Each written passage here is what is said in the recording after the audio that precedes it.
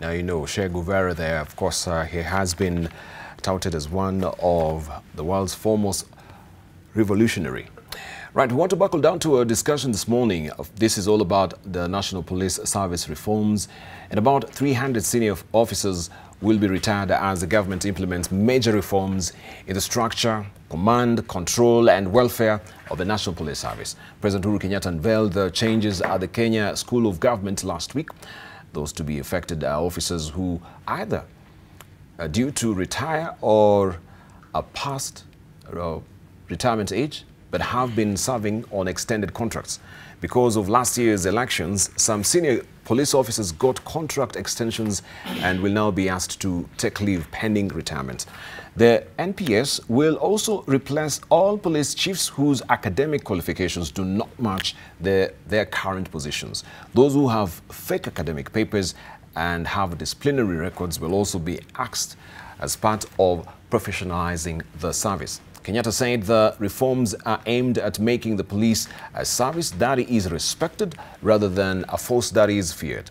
The Deputy Inspector General Kenya Police Service will now focus on public safety and security, while the Deputy Inspector General Administration Police Service will focus on protective and border security, as well as combating cattle rustling and banditry to eliminate waste and duplication. 39,680 Kenya Police Service and 24,572 administration police officers will be integrated as general duty police officers under the command of the Deputy Inspector General Kenya Police Service. Kenyatta made it clear that their reforms, ranging from changes in structure and command, integration of regular and administration police, change of uniform, rebranding of colleges to introduction of housing allowance for junior officers are meant to make the police service more efficient.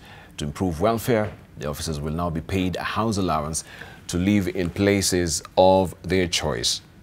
And of course, we want to focus on this particular topic.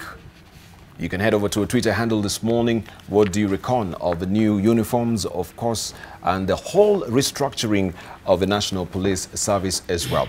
I want to introduce our panelists who are with us this morning here.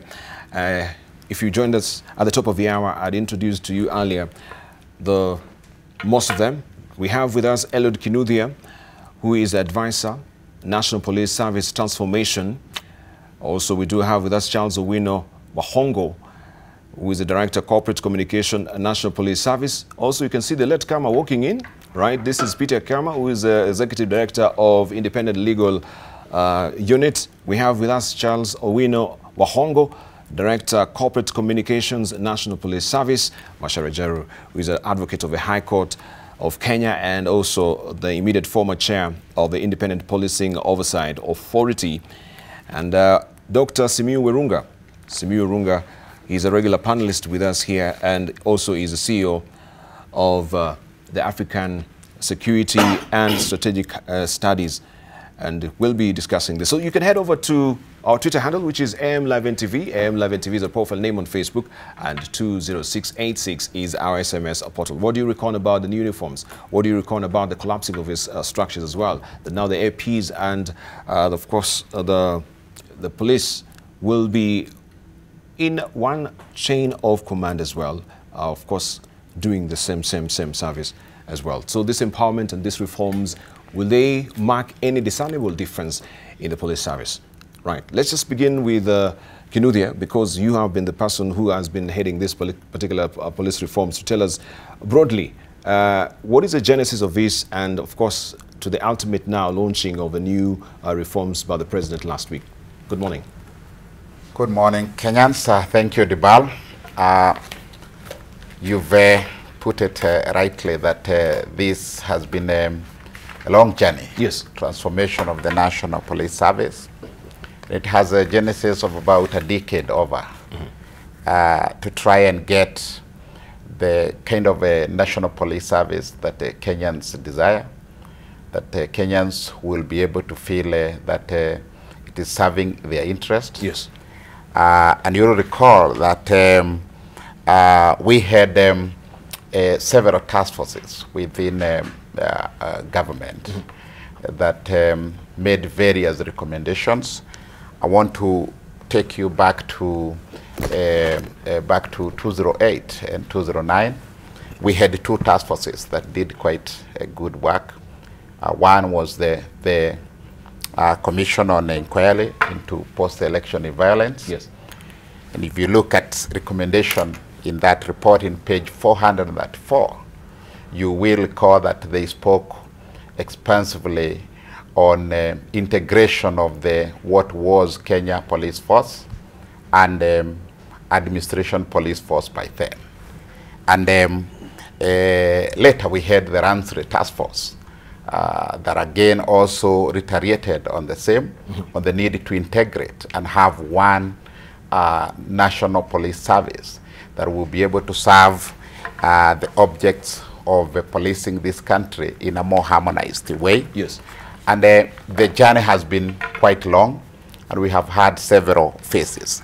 What this is all about is, in a nutshell, about better service delivery to Kenyans, is about value for taxpayers' money, is about a police officer who the citizens can feel that he serves their interest, but it's also about the welfare of the police officers themselves, which really has been at the center of a discussion in the whole debate about police officers' transformation.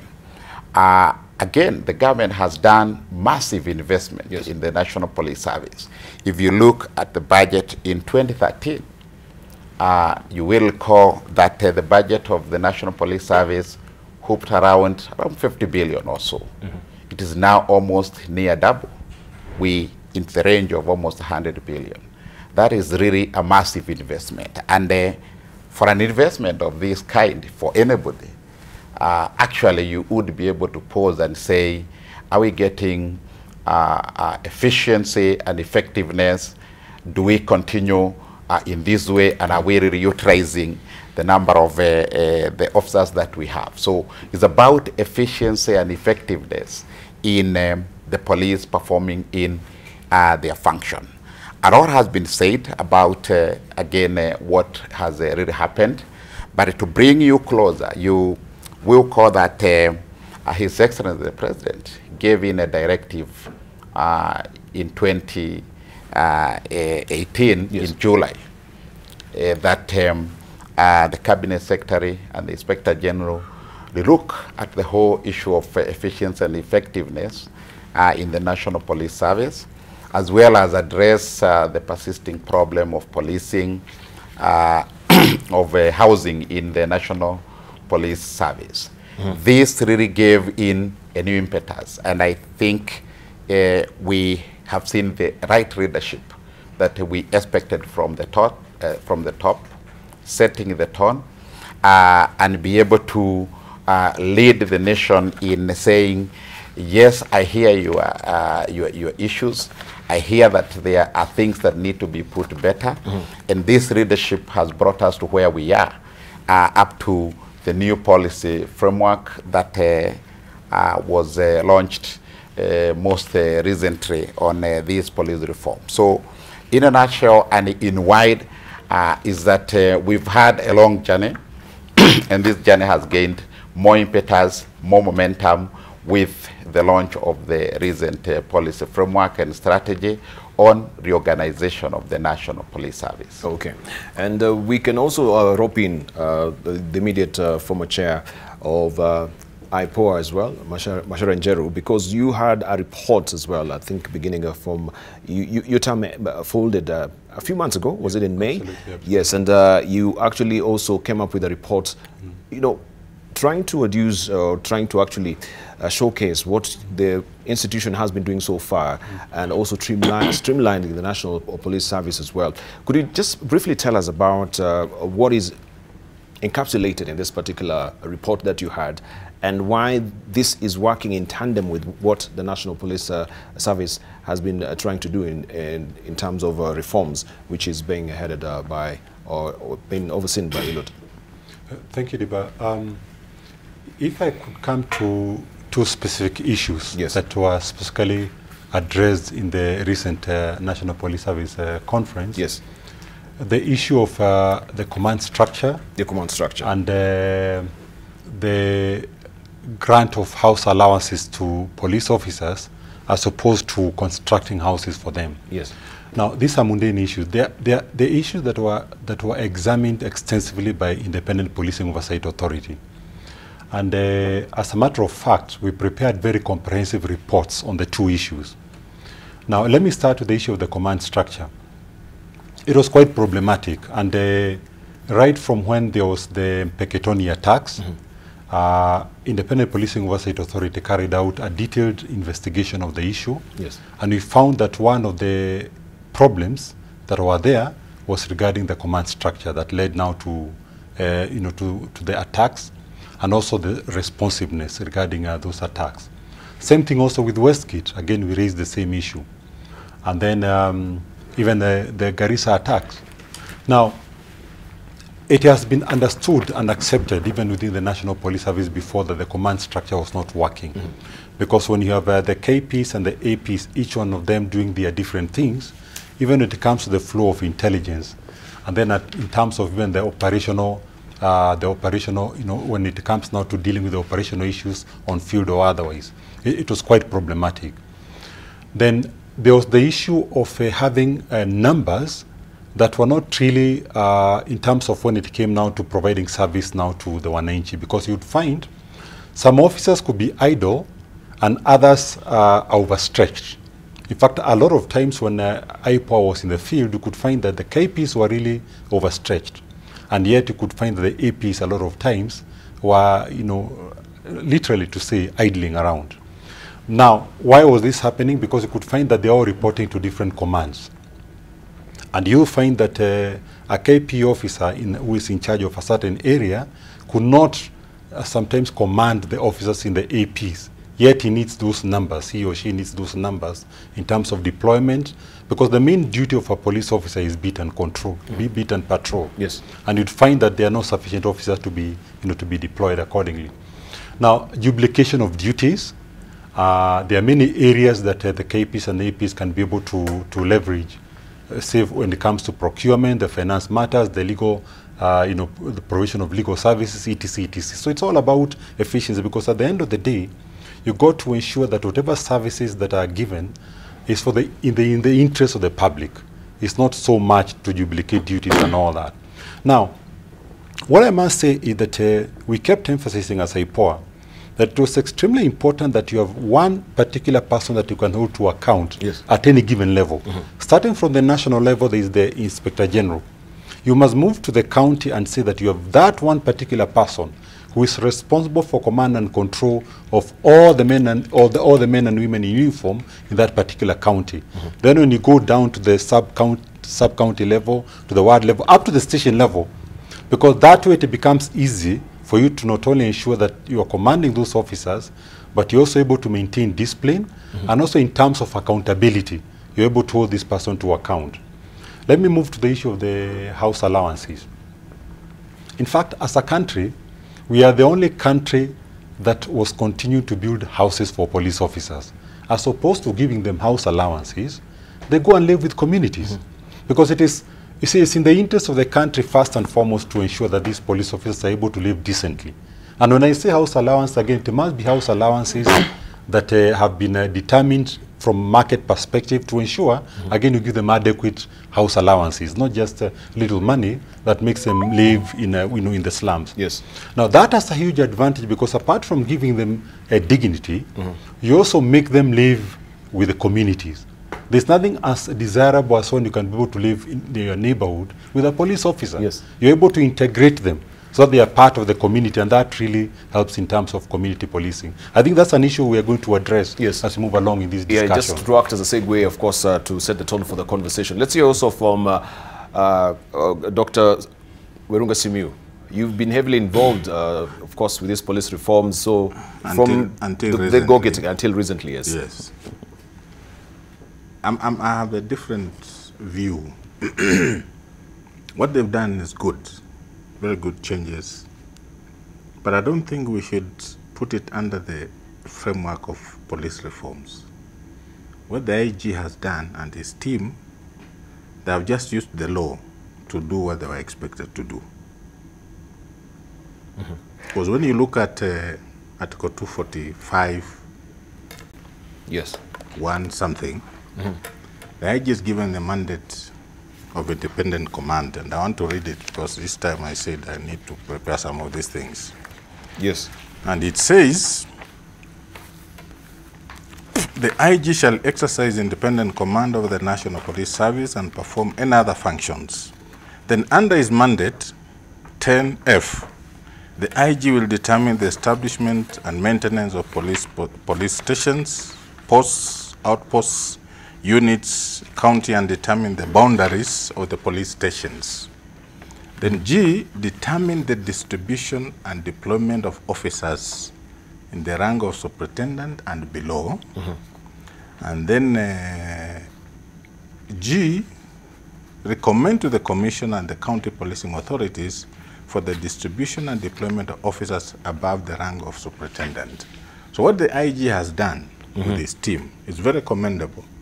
But I also want to relieve the story of this issue of double leadership in the counties. I remember we were with Mr. Owino. The last meeting where we were allowed to sit with them in a Windsor Hotel. And the thing that we walked out of that hotel without resolving was the issue of command of the 2 units. Yes. And I remember we said this thing is going to give you problems for as long as you'll never agree on this. And for sure, it has come to pass. It has come to pass. So what I'm looking at, and I think within the framework of the law, the IG to me has used the theory of change. You see, where you reorganize your systems, you put people in suitable places for an intended purpose of achieving what the institution was established to do, which he has done very well. But I think when we start talking about police reforms, we must understand that you cannot do police reforms without talking it and putting it under the aspect of security sector reform.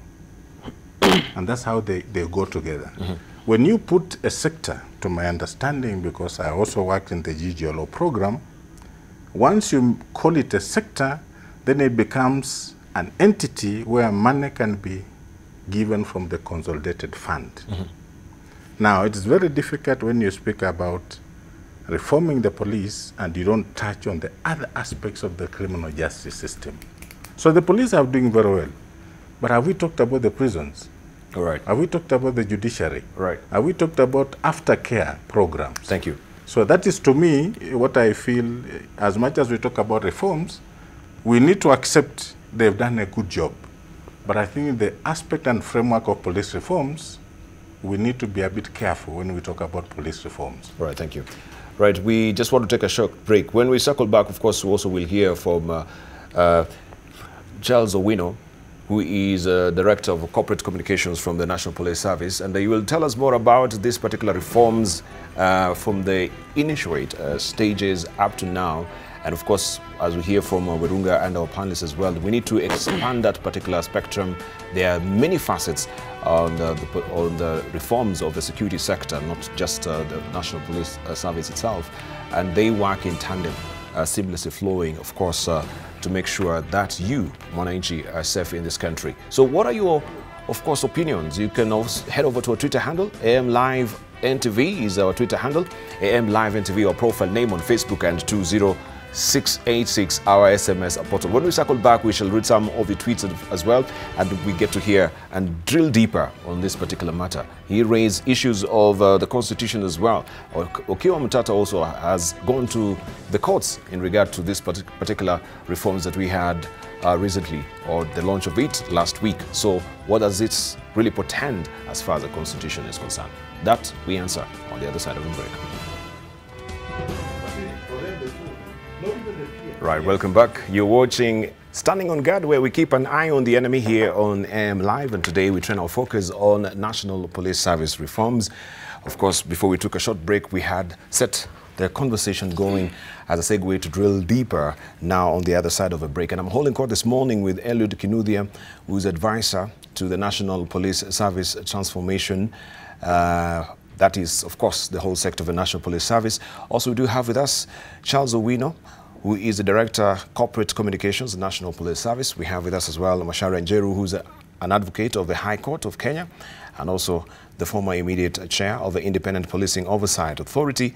We do have with us as well Dr. Simiyu Werunga, who's the co-founder and the executive director of Center for Security Studies and Diplomacy. Also, we are holding court this morning with Peter Kiama, who is the executive director of the Independent Medico-Legal Unit as well.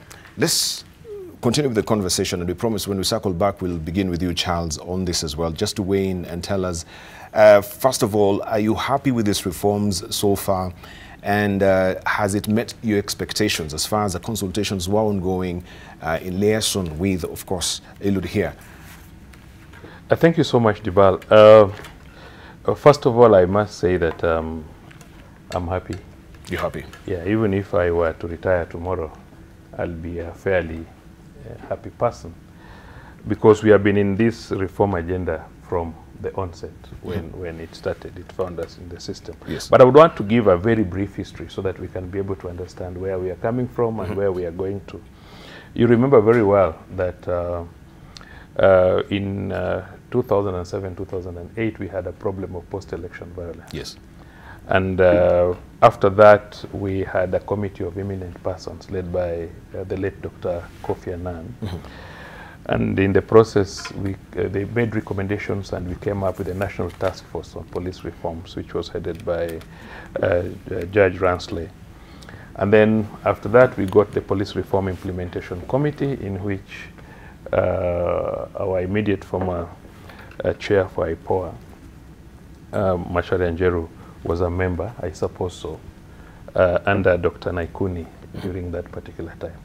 They are actually the persons who even, because the Constitution 2010 provided for a police service commission, provided for an oversight authority, yes, provided for an inspector general, one police service, national police service, headed by an inspector general. And they were involved in drafting of the laws, the Police Service Act, the Police Service Act 2011, then the National Police Service Commission Act, the Independent Police Oversight Authority Act. All those regulations, they're the ones who did it, the PRIC, the Police Reform Implementation Committee. And then after that, we came to the appointment of office holders of IPOA and Police Service Commission, because Police Service Commission was now going to be the employer, and every other person that was going to be appointed had to pass through the Police Service Commission. After that, we had the appointment of the Inspector General, his two deputies, and the DCI. But what happened is that in the regulations, the Kenya Police and Administration Police were given specific roles to play. But unfortunately, we did not restructure ourselves as provided for in the Constitution and as provided for in the National Police Service Act. Yes. We did not. We went ahead to continue doing things the same way we were doing them when we had Kenya Police Force and Administration Police Force. The only thing that changed were the names, but the structure did not change.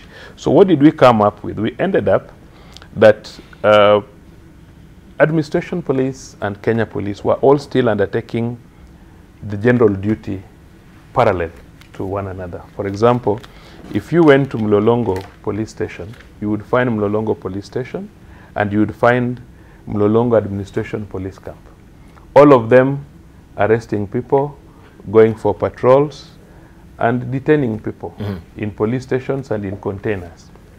So what happened is that if, for example, you have a dispute, the two of you, if there's an assault case, one reports to the police, one reports to the Administration Police, and brings conflict. Secondly, if you went to command structure, if you went to a region, you would find that there is a regional commander in charge of Administration Police, in charge of Kenya Police, in charge of criminal investigations, and they are of the same rank. So, because, and you know, our command structure is also based on the ranking. When you take instructions, yes, depending on who is on top.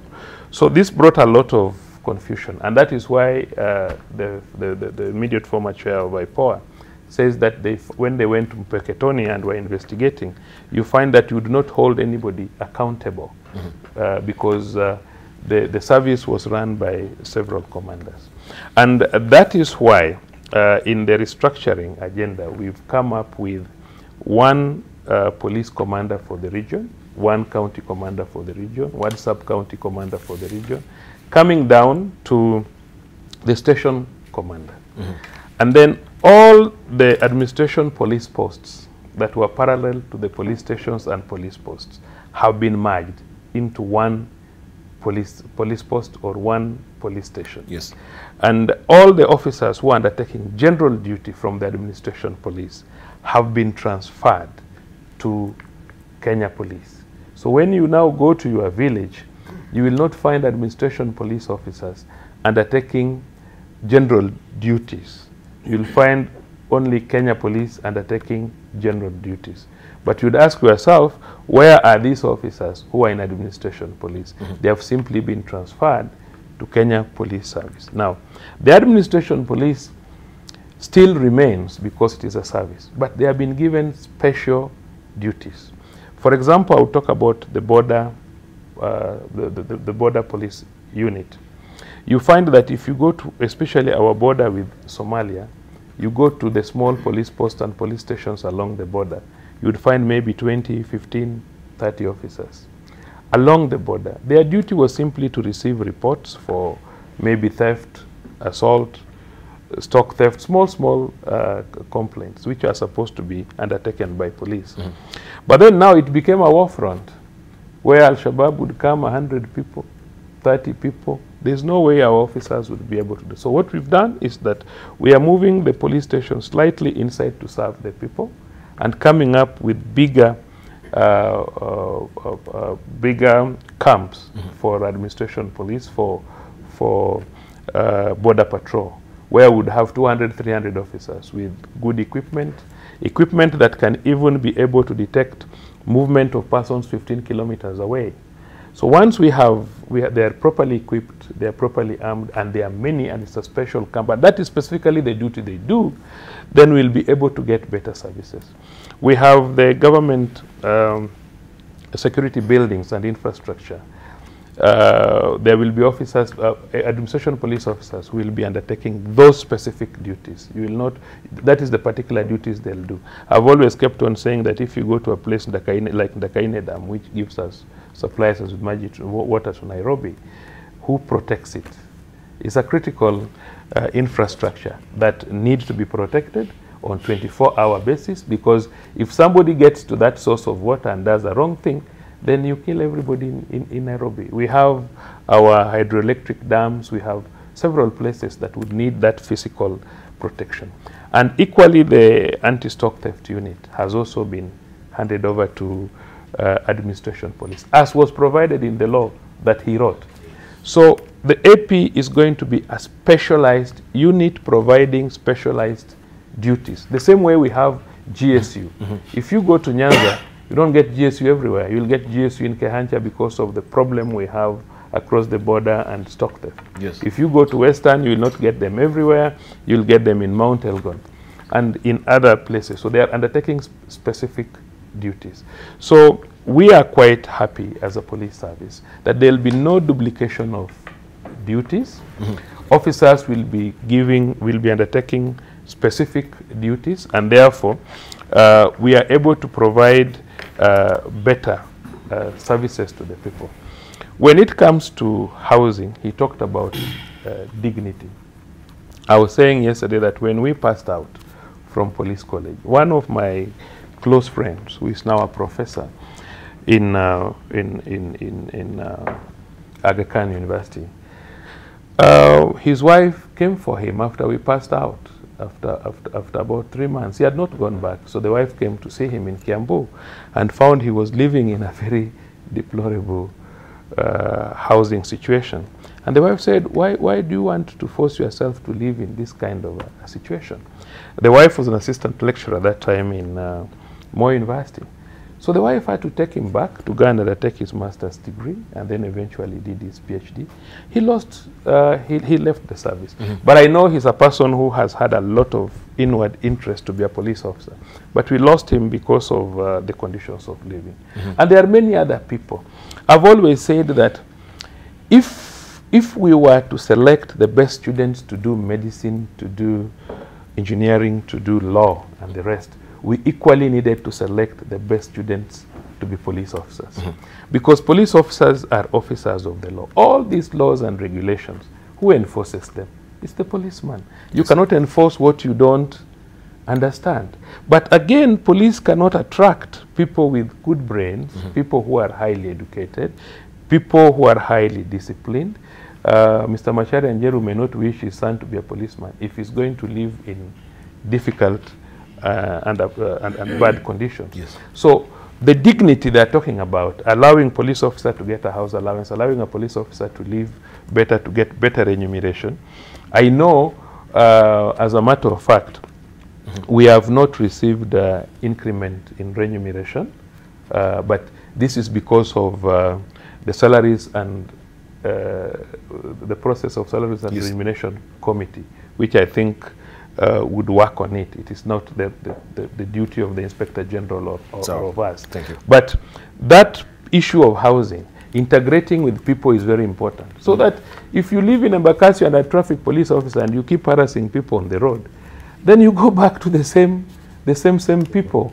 There must be that integration. Right. And therefore, I would say that this, and I don't want to agree with Murunga that this is not a reform agenda, because reform is trying to do things different in a better way to provide service. Thank you. And this came about from the laws and regulations that were established. Fantastic. Also, let's get the entry points of Peter Kiama. Good morning. Good to see you. Of course, you've been also heavily involved with the reforms from the go-getting, from what we've heard from the history, also from Ransley report, the committees as well. And you've also sat in one of the committees. Just give us a brief snippet of what you think with the current announcement that we had last week, especially with the housing command structure. He's talking about no duplication of duties as well. Will this be the ultimate prime solution in these reforms? Yeah, thanks, Debarl, and my colleagues on the panel. I would like to say that the changes that have happened within the police service or were announced at the conference last week are most welcome to us.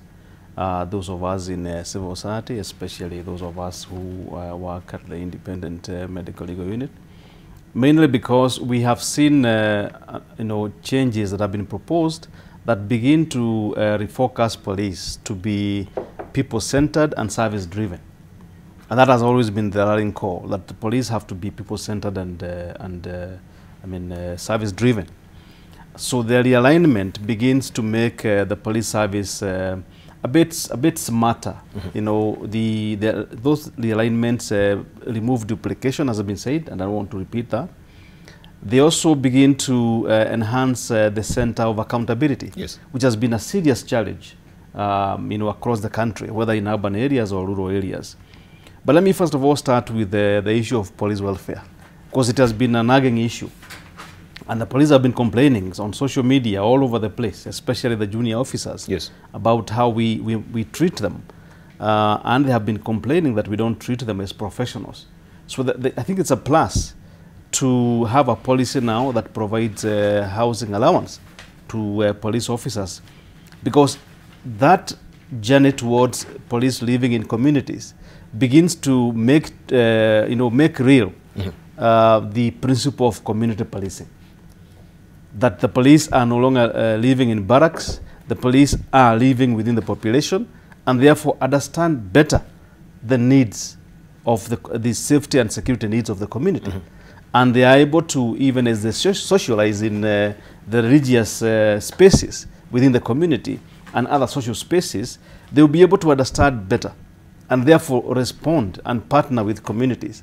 So we do welcome the changes as they are.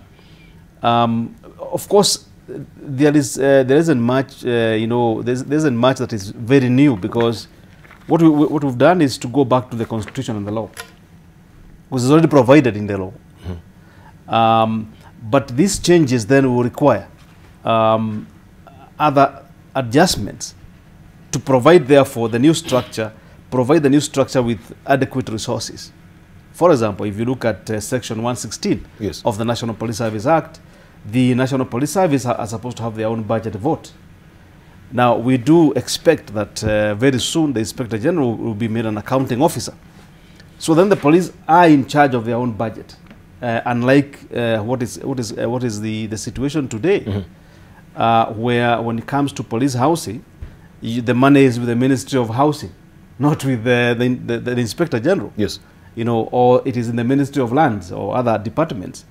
So we would like to see police resources then being put under the Inspector General and his or her team, so then they're able to determine, based on the needs of policing, they're able to determine how to allocate the resources. And we can be able to hold them to account a bit more clearly now. So we are not going to be asking several people, where the resources have been used. We know who to ask, and we know where to seek the information. Number 3 for me is many people are asking, what is the difference? And for me the difference is that, number 1, we have been able to also enhance the independence, the operational independence of the National Police Service, in that the pretense by county commissioners, by deputy county commissioners, or the chiefs to imagine that we can continue the way we were before 2010, where they continue to issue orders to police officers on the ground, that is gone. And I hope it's going to go completely, because we won't be having chiefs camps where we have AP officers. We won't be having county commissioners determining how the police conduct themselves, how they are deployed. But they have, as legitimate government officials, the space now to go to the OCS and say, I have this need today, and the OCS allocates. So every morning, the OCS will be able to know which officers are where and what are they doing. Unlike before, where things were not quite clear. So thank you. I do think that these changes are welcome, but those alignments need to be made in terms of resource allocation. But also, the other thing about housing is that the police housing budget had become subject to cartels. And it's good to say this. And it will be important for the Inspector General and the Ministry of Interior to ensure that those cartels are completely broken down. To ensure that the money goes directly to the officer. Thank you. As required now under the new. Thank you. Yeah. Let's say from Eliud, and I want us now to open up the debate, especially on the housing. He says that the security sector, at least when we talk about Nyumba Kumi, and we're having now police officers now living with the community, that is, a bonus for security of communities in the spirit of Nyumba Kumi as well. But also people are complaining, they're saying, what about the vulnerability of these policemen as well? Now that they are within the community, if a person has ulterior motive, or maybe knows this particular officer is a person who arrested him, then they're really vulnerable in terms of their own security as well. So we can actually look at and flip the other side of the coin, looking at, yes, the benefit for the community, but what about the vulnerability of the police? Is this something that we have actually thought about? Thank you, Debarl. We've considered a wide range of what we call risks to these new policy interventions. Yes. And one of it is the operational risk for police officers, which includes their own security. But we look at it very widely, that police officers who is doing his job right and in the right way will have nothing really to worry about, because police, and I give this analogy, that if you live for 90 years in life, and you join the service, say 20 years, and you retire at 55, that means you've done 55 years with the community. Yes. Before you join the service, 20, and after 55, and the 30 more years that you live, more than the 35 years that you serve and stay in the police line. So we cannot divorce the police from the communities. They come from there, and after exit, they go back in there. So the society and the way the communities live, we all live in there. And this is actually just an admission of a reality.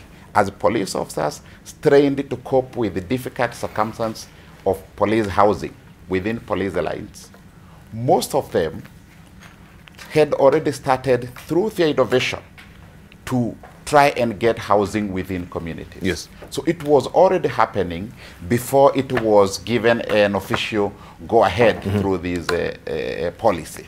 And we are looking at changing the environment, yes, the value and the norm environment of a police officer by getting him from a police line and getting him to a different value environment, because we know behavior and conduct is directly correlated to environment.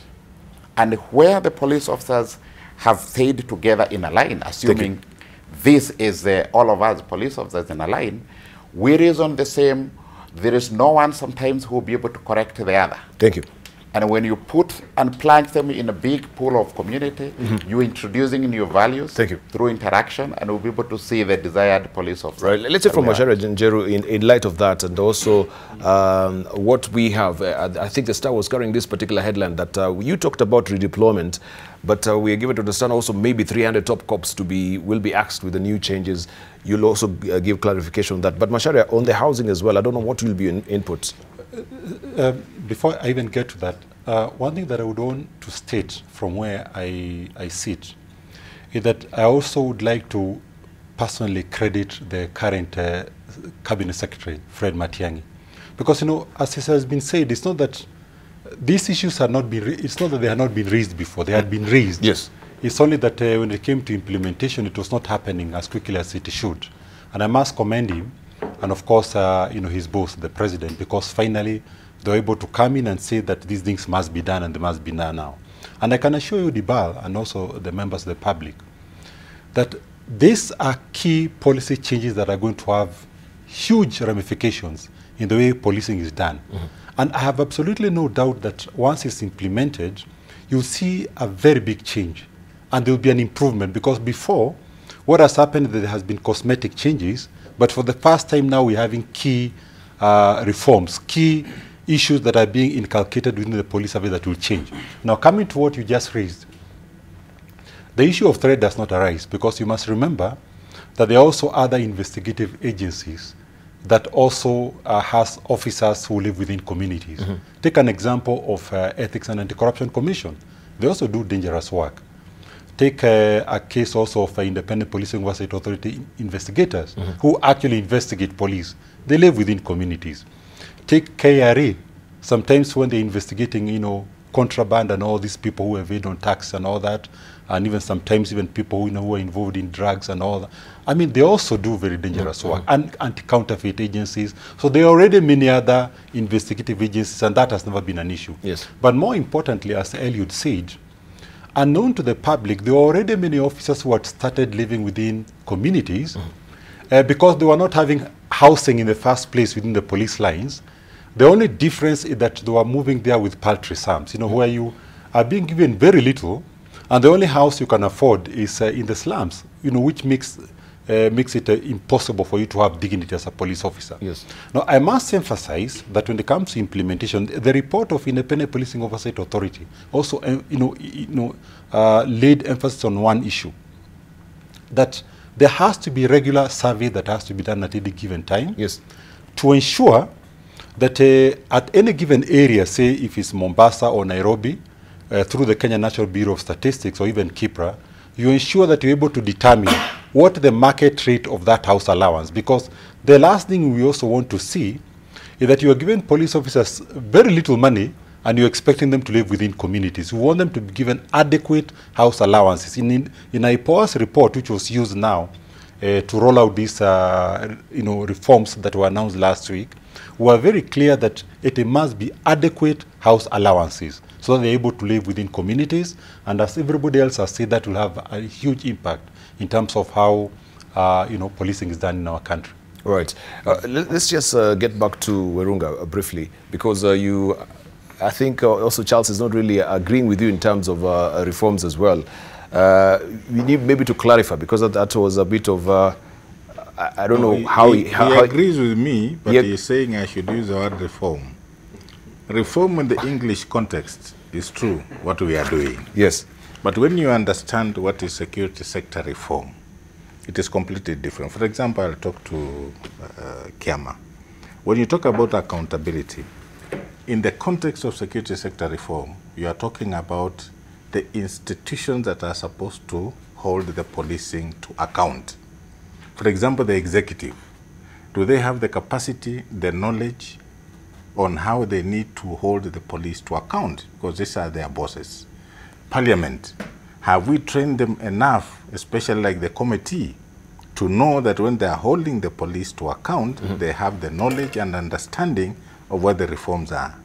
The judicial review process, have they been factored into this? So when we speak about the general reform agenda, it's a bit different from what we are speaking now. And that's why I'm saying we just need to be a bit careful. Yes, there are reforms in the context of what we've been having and what is now happening. So we are not disagreeing with Charles. It's just it's the English. It's English. Yes. It's semantics, huh? Yeah. But now on the housing, I totally agree. But you see, we also need to understand that this country adopted community policing as an alternative policing system in the country. So we're just going back to the same thing. There's nothing new. Because under the framework of community policing, actually one of the elements as a principal fundamental factor of community policing is for the police officers to live within the community. But like Mr. Njeru said, we didn't have the wherewithal for people to implement what is already in law, because that one is already captured under the National Police Service Act. So it's just good that we have now a leadership, and that is one of the principal factors of police reforms and security sector, that you must have political goodwill for you to succeed. Thank you. Charles, the 300 police officers that we just flagged here, that they don't know now their whereabouts in terms of the future in the force, is it true? Because we talked about redeployment, or what is happening with the 300 police officers? Will they be asked with these particular reforms? My first question would be, where are you getting that information from? Is it a hypothesis? Do you want to dig? Do you want to imagine? The position is very clear. So that nobody is going to lose his job, nobody is going to lose his rank in the restructuring system. I want to give you a very simple example, because I think you are wondering, where are we going to take all these? For example, in the region we had an AP commander, a police commander, a CID commander. Where are we taking them? If you get to a region, for example, for a region to work more effectively, under the regional commander, there will be other commanders to support him. He will have probably a principal deputy that can stand him in his absence, because he cannot be present every day. He will have a deputy in charge of administration and personnel. He will have a deputy in charge of operations. If you go to a region like Rift Valley, there are a lot of movement that is quite expansive, and all these officers will be under this particular person. Even if you go to county, there will be other administrative officers and so on and so forth. But we cannot stop a person who has reached 60 years from retiring. It is regulation. He must retire. And I know there are very, very many officers who are approaching their retirements towards actually, every year we retire so many people. You'll find, like, especially July, October, December, so many people go. So I'm sure that by June next year, that number of officers we are saying will retire, you'll find even more than that from all ranks. It's possible that we can have all that number retired who shall have reached 60 years, because they have already received.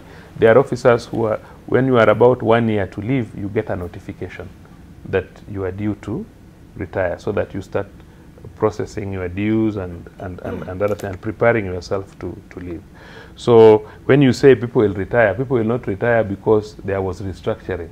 People will retire because they have reached retirement age. There are also people who retire voluntarily because they have gotten other places to go and work. We receive those letters every day. So nobody should panic. There will be no retirement that a person will be forced. You have to go and retire because there was restructuring and therefore your office has been abolished. No, that is not true. Right. Yes. I saw also Peter Kiama stringing at the leash to say something before we delve deeper to other matters as well. Legal issues.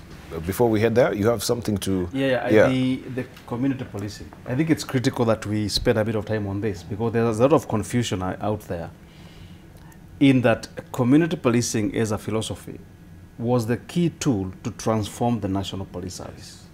Okay? And what we did in 2013, I think after the Westgate attack, we completely diverted from the law as it is and went to Nyumba Kumi and said the new community policing methodology approach is Nyumba Kumi. And we began investing there. Now, while Nyumba Kumi is good, the new structure actually places community policing directly under the OCS in each police station. Okay? And therefore, the need, therefore, to bring together all those units, Neighborhood Watch, Residents Association, Nyumba Kumi, all those good initiatives under the OCS. And then bring all the actors under that. And once you do that, the concerns and anxieties about the safety of police officers living in communities will be addressed by the community policing committees, including the county policing authority, which has not been formed. So these changes need to be backed up and accompanied by more effort in implementing community policing, because it is the committee with the OCS and other officers and other government agencies that will ask what are the concerns of the officers and begin addressing them and ensuring that there's a harmonious relationship between the officers and the community where they live.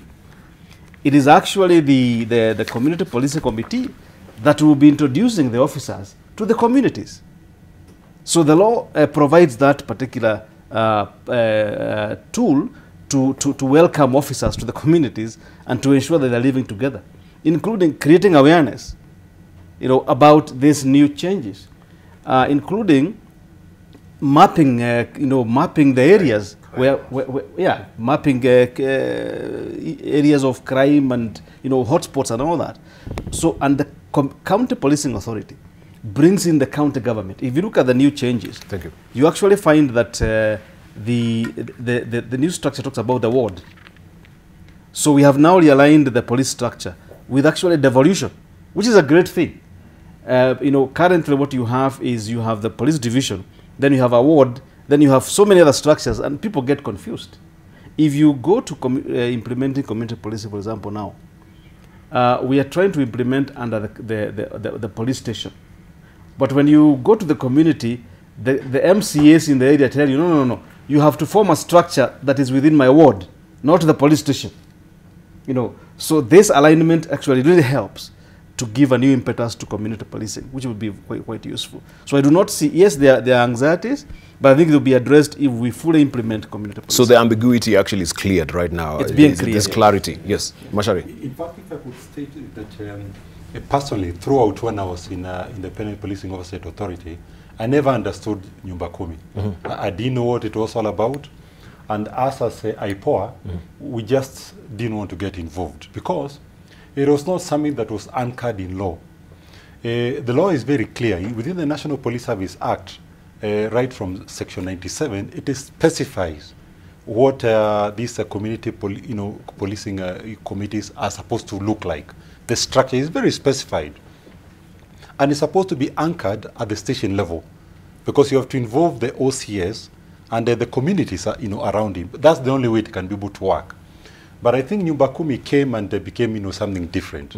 Now the beauty of the current structure, the command structure, is that it becomes very easy to align it the way Peter has said, and more importantly, it becomes one of the requirements that you hold now the OCS to account in terms of the effectiveness of the community policing committees in his or her area. And that's why we are saying that this structure helps in terms of accountability, holding the specific officer in that area to account. For instance, what will happen, Debarl, is that if crime is not being resolved or there's no efficiency at the station level. Yes. You can be able to ask that OCS, why is it that in your area, crime is escalating, there's no efficiency, there are many complaints from the community, etc. It means you're not efficient. Then you're able to hold that officer, either you discipline the officer, or you could even demote the officer, or even retire the officer, because if they're not effective, they have no value to anybody. Now, initially, it was difficult to do that, because the officer will say, one, there are also other officers who have the same rank, as Charles had said, or I am not, you know, so to speak, in control of my area of jurisdiction. Yes. But now that officer will be in control. That's why we are saying that with this structure, it will resolve a lot of issues. And more importantly, we need now to look at all the sections within the National Police Service Act and ensure that we actualize everything, including the county policing authorities, as Peter has said. And of course, we had also Kaguthi here, I think, some time back, and he's been crying foul about resources, financing. Even him just getting an office has been a problem. How then is it possible to have an effective community policing if we don't have the requisite resources for that? You don't need Kaguthi to do community policing. That's the work of the police. For me, I would even ask, really, what is his role in all this? Because he's not a police officer. He has no role at all to play in it. But he's been given that particular role as the chair of the Nyumba Kumi initiative to implement. You were there. You can talk to me so actually, maybe Werunga then needs to tell us, yes. Because I think there has been very tripping wires when it comes to community policing. It tapered off. It has never been. Yes. Before you say it, Debarl, it's amazing that many Kenyans do not understand the meaning of community policing, because every region has every region has its uniqueness in one way or another in terms of crime. Crime that is committed in Turkana, crime that is committed in Kiambu, crime that is committed in Kirinyaga may not be the same. So people living within that area, the OCS staying within that particular police station, gets crime records every day and can tell the trend of crime and can be able, with the help of the community, you know, as simple as fencing your land. If you go to areas where people are doing farming, just fencing your land is part of community policing, because it ensures that your neighbor's cow does not disgrace into your farm. All these things, Nyumba Kumi, County Policing Authority, all these were geared towards community policing. Because even County Policing Authority, many people did not understand. People thought governors were going to be chairmen of security committees, which was not true. The security committee remains a security committee. So the OCS, as he puts it, and the society that he commands forms the basis for community policing for that particular area, because they are able to know what ails them, what kind of crimes do they face, what are the hours when crimes are committed, if it is breakings. I remember when I worked as an OCS in Kerisho, when it was raining, we had a lot of house breakings. So when during the rainy seasons, you had to send so many officers out at night to help, to patrol, because that is the time that they were really breaking houses. We had different times when crimes were taking place. And equally, you can also work in an area where people like drinking. They drink, they get drunk, they go home late, they are mugged, they are murdered in the process. So you have to know how to deal with the situation within your station area at that particular time. But unfortunately, people think that you can have Nyumba Kumi separate, you can have County Policing Authority separate.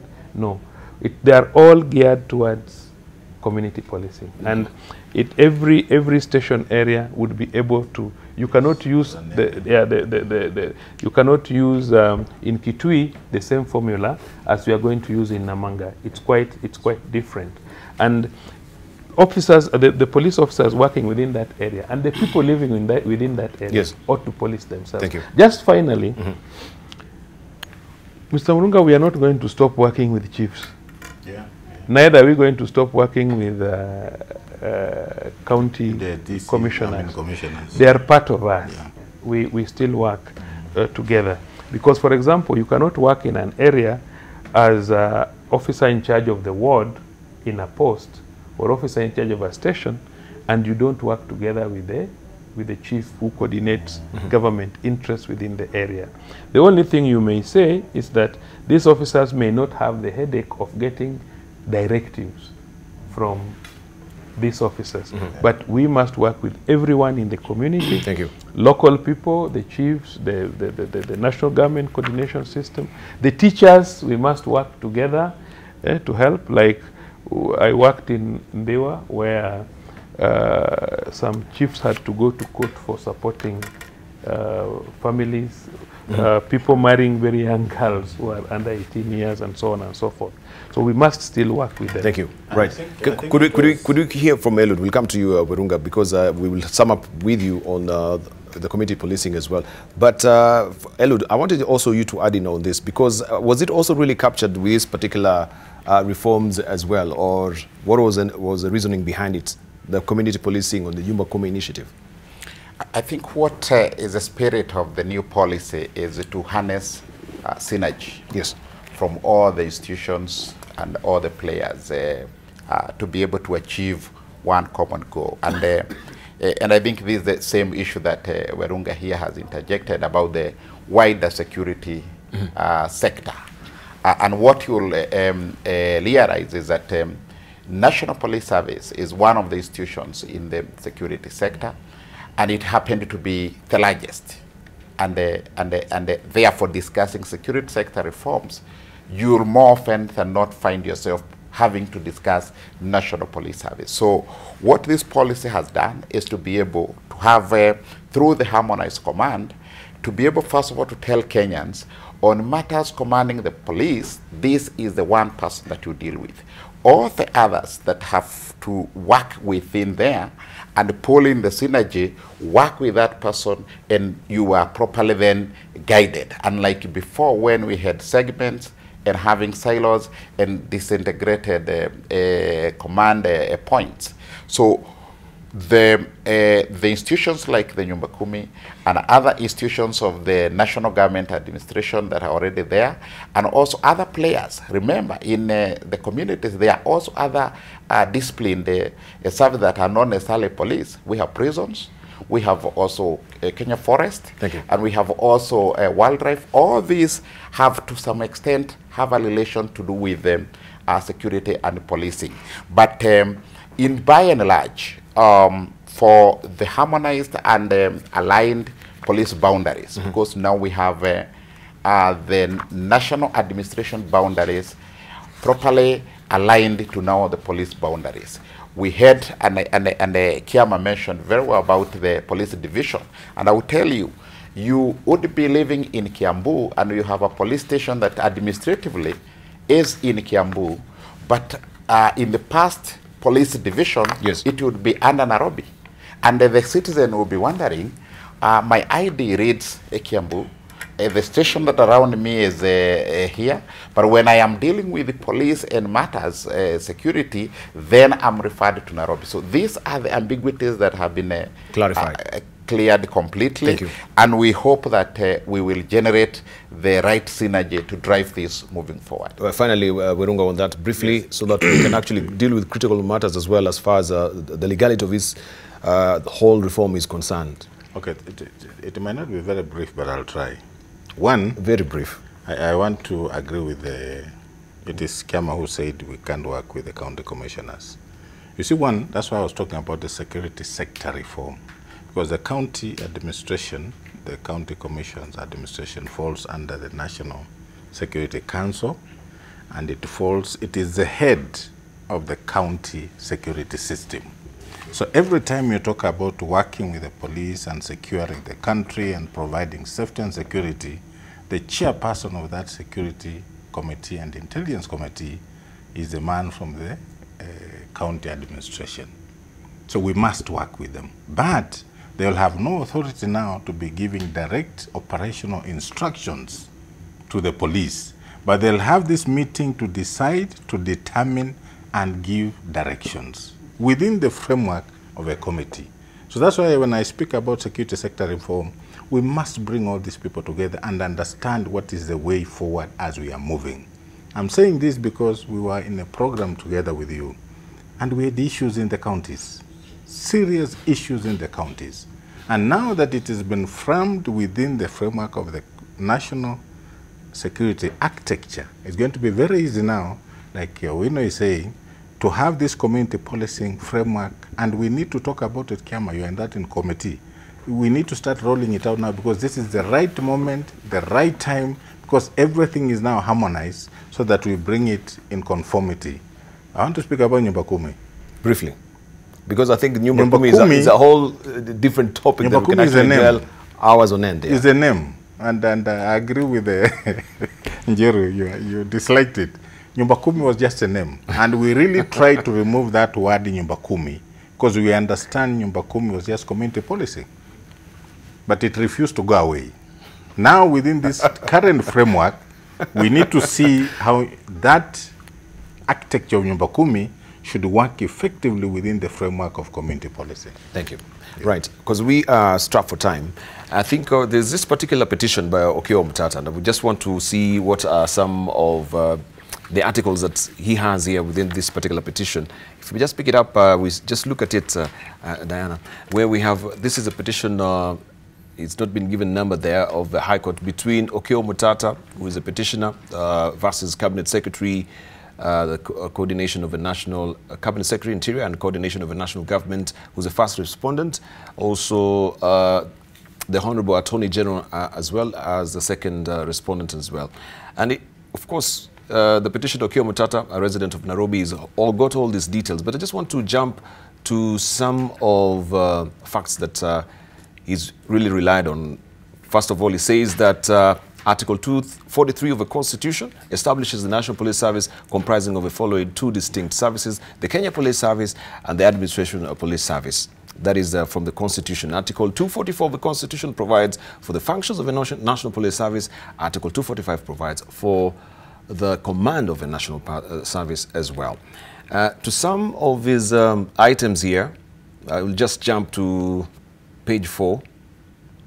The President, so he says that it was reported in a statement published, this is 9, on the President's official website that the report prepared by a task force headed by Interior Cabinet Secretary Fred Matiang'i spells out an array of measures to unify the Kenya Police Service and the Kenya Administration Police Service. The task force is yet to be subjected, the task force report is yet to be subjected to public participation and parliamentary approval. Whereas the President's statement was a mere proposal, the petitioner is aggrieved that the President directed that it takes effect immediately.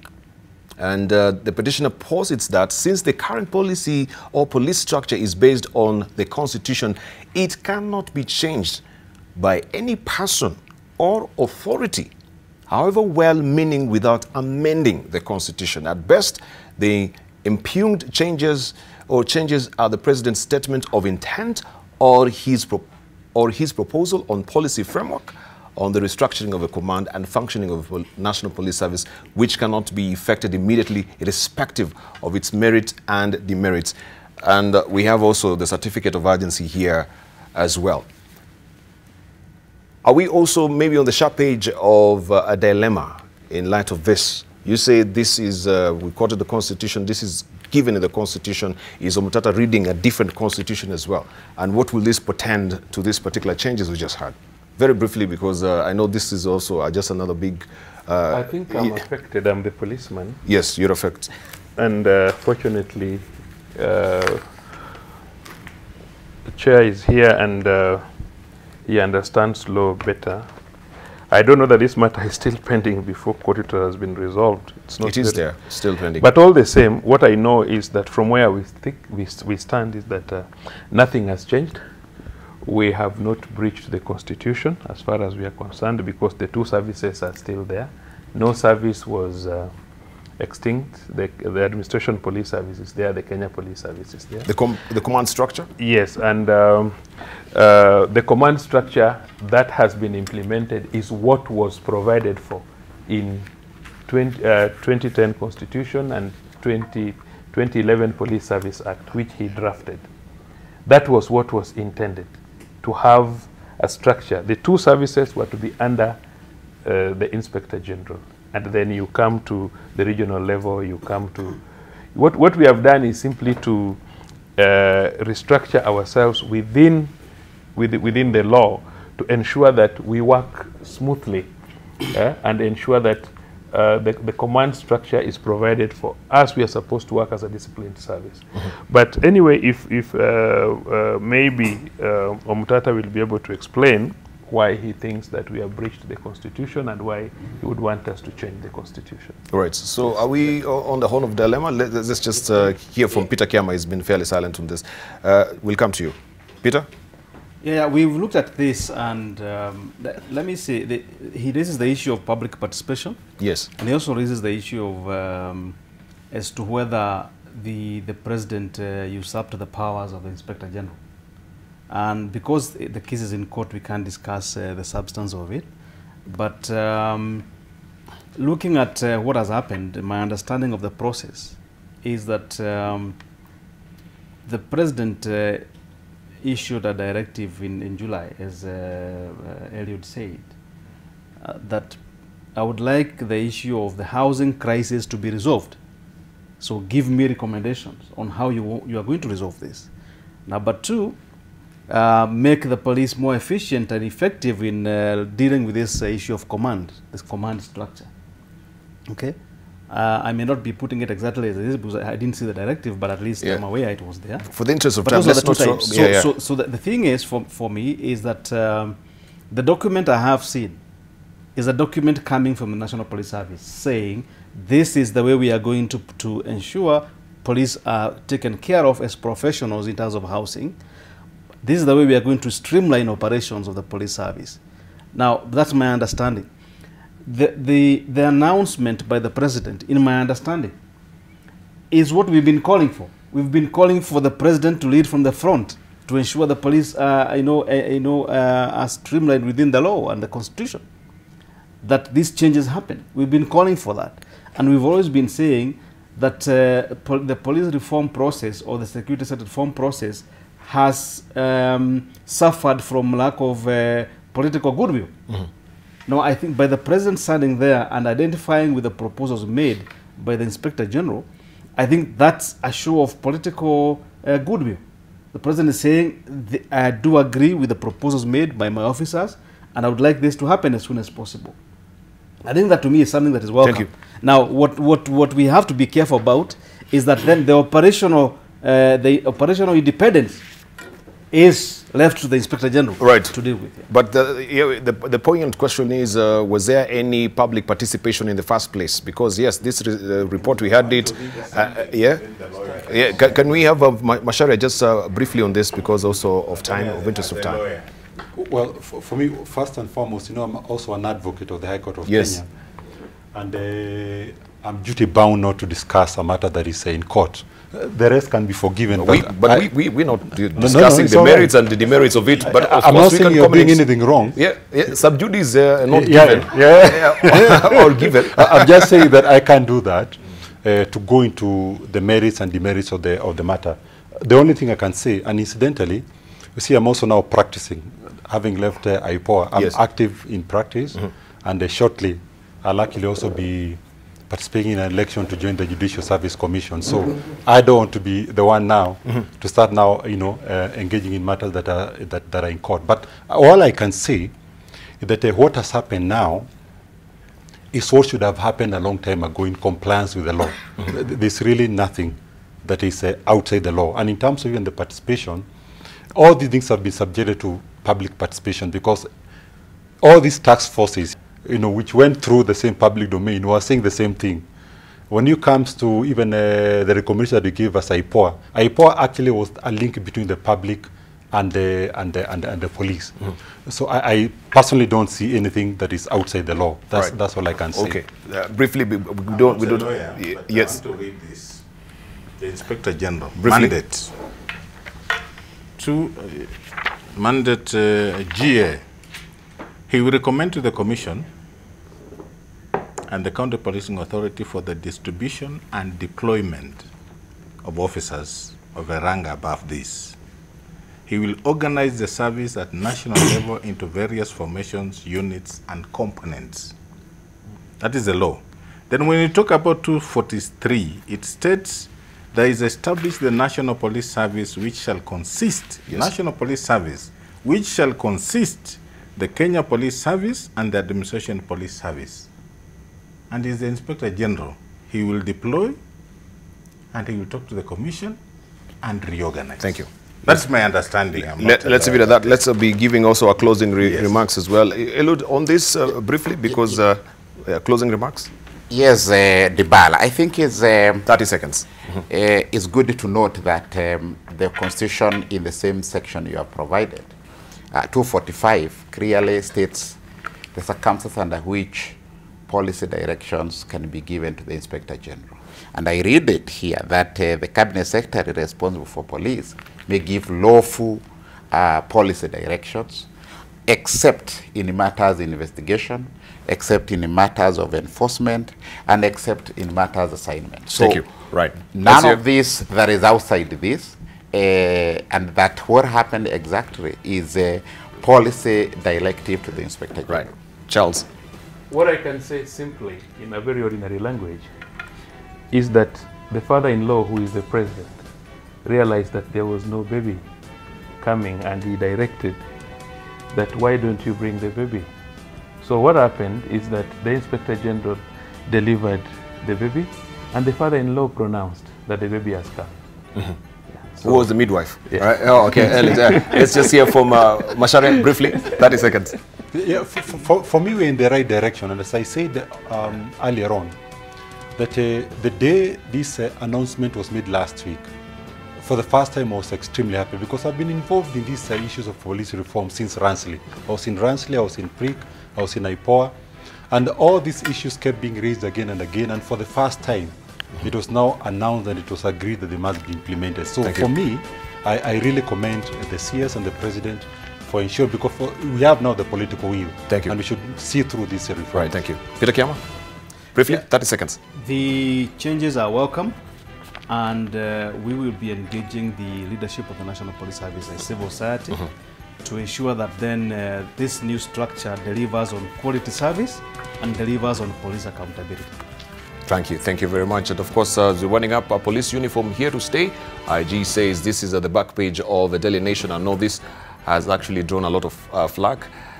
Police uniform here to stay, says IG Boynet. And National Police Service Commission laud the revamped look. You can read all the gritty details in today's Daily Nation. I want to thank your panelists, really strapped for time. But I know this is an ongoing course, and of course we shall be engaging you more robustly on this. Thank you for your valid company as well, and also thank you for your valid company or views as well.